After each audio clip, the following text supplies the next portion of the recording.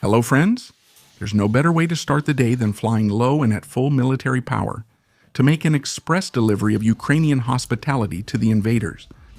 Take this little gift, Ivan. This is worrying. At the port of Odessa, a naval drone from the Horde was detected trying to enter the bay, probably to attack one of the warships or cargo ships inside the port. However, it was detected and destroyed by the city's defenses. It's not good news that Ivan is trying to imitate the tactics of the Ukrainian Navy. To lift our spirits, in this footage we see how a Ukrainian Shark reconnaissance drone detects the presence of an EPS anti-aircraft system. EPS A-10, Strela Low Altitude Air Defense System, which it begins to follow as it moves into its combat position next to a forest line. This moment provides a perfect opportunity for a pair of HIMARS rockets to proceed to destroy the vehicle and also its entire crew using a hail of tungsten balls. Another one bites the dust. A few days ago, the command of the 1st Army Corps reported that it had fire control over the supply routes running within the combat operations over the city, which have continued day after day, night after night. To counter this wave of attacks by the Azov Mosquitoes, the invaders have deployed multiple air defense systems and a large number of mobile fire teams armed with heavy machine guns mounted on pickup trucks. But instead of protecting their rear, the illegal tourists have become the targets of the FP1 and FP2 Mosquitoes, which are now actively hunting them, turning into a great army of defense. The target that turns into defense. Neutralizarlos. The video shows the fierce fighting between both forces during the nights in Donetsk, as well as successful attacks against Russian personnel, weaponry, and equipment. The goal is to eliminate all active defenses in the area as soon as possible to clear the way for new waves of mosquitoes, which will have the mission of isolating the city and paralyzing the flow of supplies from the Horde passing through it. And speaking of that, here's an example.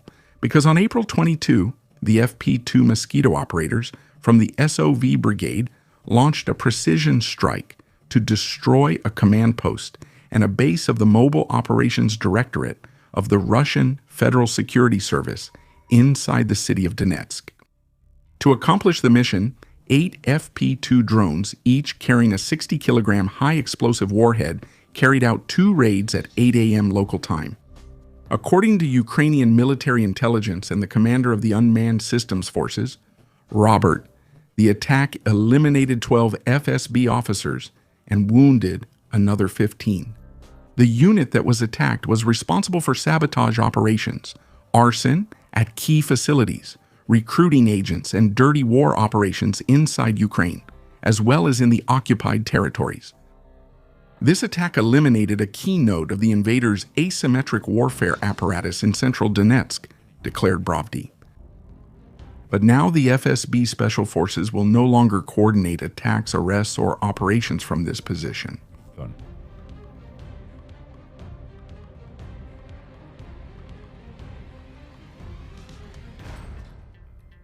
I think that after seeing these attacks, we can agree that the airspace over the city is now being patrolled with increasing freedom by the defenders' swarm of mosquitoes.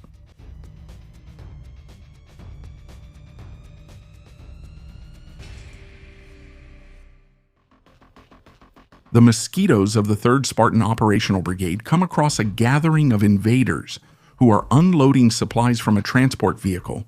So they launch a loitering munition that doesn't go for the vehicle, it goes for them.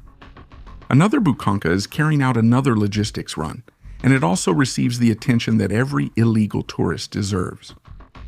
The Spartan operators are using a combination of loitering munitions and attack mosquitoes that work in coordination to take out all the transport vehicles of the Horde. Invader mosquitoes unloading supplies that are unloading mosquitoes from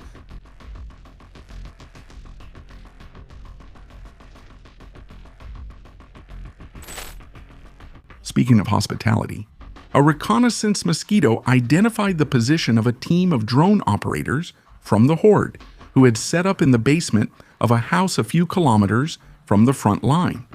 It was an ideal target for the Ukrainian Air Force, who dropped a single French Hammer precision bomb as a gift. The secondary explosions confirmed that something undesirable was hiding in that place. The nights in the Leman Forest bring nightmares and horrors to all the orcs who venture into its depths, because the Mosquitoes of the Signum unit patrol those depths, which was formed as a volunteer military unit in February 2022, actively participating in the defense of Kiev, in the battles for Moshun, Irpin, Velika Demirka, and Lukyanivka. In April 2022, as a volunteer military unit, Signum joined as reinforcement to the 93rd Mechanized Brigade Kolodnyar near Izium, participating in battles for the villages of Zabody and Mazanivka. In June 2022, the fighters of Signum made history as they were the first to successfully use a first-person view kamikaze Mosquito drone. In August of that year, the unit was formally integrated into the 93rd Brigade, with whom they fought intense battles in Soledad and Bakhmut, in which they stood out for not giving up their positions. Years have passed, and the unit continues to haunt the days and nightmares of the Zeta invaders. On the technological front, a new version of the Ukrainian Deep Strike Cruise Missile, Ruta Block 2, offers substantial improvements over the original version in range, stealth, warhead, and navigation systems. Has been officially unveiled by the company Destinus in the Netherlands. Based on the Ruta's proven combat performance, Block I, which is a hybrid between a missile and a drone, has been used by the Defense Forces since 2024, and they have actively employed it in attacks against Russian military targets. The Block II variant represents a significant advancement, as it features a 250-kilogram warhead. It has a range of over 700 kilometers, can fly at low altitude following the terrain, and is equipped with electro-optical and infrared terminal guidance to resist electronic interference from the Horde.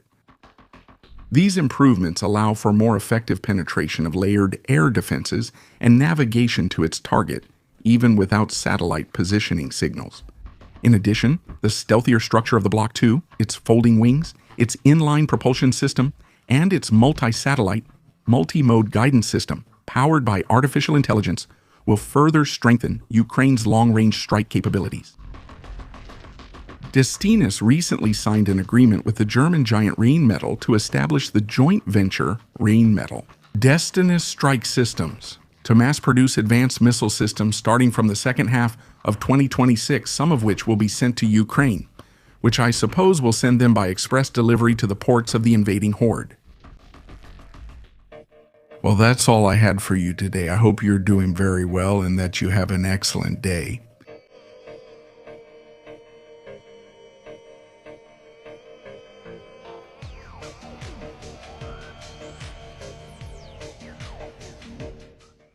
Remember to visit our Patreon, where for just $1, you'll have access to a large number of uncensored videos and documentaries. Lastly, visit our store, where you can find items inspired by some of Ukraine's most outstanding units. Carry history with you, and with every purchase, you'll be supporting the United 24 program, which directly supports reconstruction programs, aid to the civilian population, and defense. Remember to like and subscribe to the channel.